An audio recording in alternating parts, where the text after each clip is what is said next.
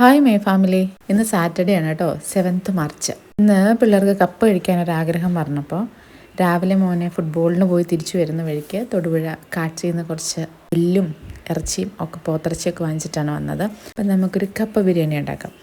അങ്ങനെ കപ്പയൊക്കെ നുറുക്കി വെള്ളത്തിലിട്ട് ഇറച്ചിയുടെ എല്ലാം റെഡിയാക്കി വെച്ച് കഴിഞ്ഞപ്പോഴാണ് ഓർത്ത് ഇഞ്ചി വെളുത്തുള്ളി പേസ്റ്റ് ഇല്ലയെന്ന്. അതെന്തായാലും ഉണ്ടാക്കണം, എന്നാൽ പിന്നെ ഈ മാസത്തേക്കുള്ള ഉണ്ടാക്കിയേക്കാമെന്ന് വിചാരിച്ച് ഇഞ്ചിയെല്ലാം കഴുകി ദണ്ട് ഉണങ്ങാനായിട്ട് മാറ്റി വെച്ചു. വെളുത്തുള്ളി അവിടെ ഒരു സൈഡിലിരിപ്പുണ്ട്. ഈ സമയം കൊണ്ട് കപ്പ നമുക്ക് വേവിക്കാനായിട്ട് കുക്കറിൽ വയ്ക്കാം. കുറച്ച് വെള്ളം ഒഴിച്ച്, ഉപ്പ് ഞാനിപ്പോൾ ഇടാറില്ല, അത് അരപ്പിൻ്റെ കൂടെ മാത്രമേ ചേർക്കാറുള്ളൂ. അങ്ങനെ അത് വേവിക്കാനായിട്ട് വെച്ചു. അടുത്ത കുക്കറിലേക്ക് എല്ലും ഇറച്ചിയും കൂടെ വേവിക്കാനായിട്ട് വെച്ചു. ഞങ്ങൾ 3 പേര് മാത്രമേ ഉള്ളൂ, അതുകൊണ്ട് രണ്ടും 1/2 കിലോ വീതമാണ് എടുക്കുന്നത്.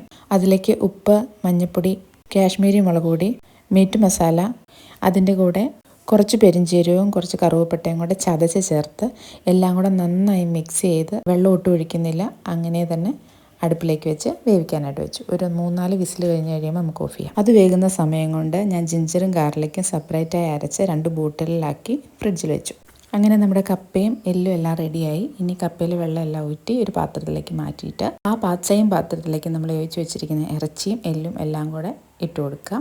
തേങ്ങ, ഉള്ളി, കാന്താരി നന്നായി അരച്ച് അതിലേക്ക് കുറച്ച് മഞ്ഞൾപ്പൊടി, മുളക് പൊടി, മീറ്റ് മസാല, ഉപ്പും നന്നായി ചേർത്തൊന്ന് ഇളക്കി കുറച്ച് വെള്ളം കൂടി ഒഴിച്ച് മിക്സ് ചെയ്ത് കപ്പയുടെ പാത്രത്തിലേക്ക് ഒഴിക്കുക. നന്നായി കറിവേപ്പില ഇടുക.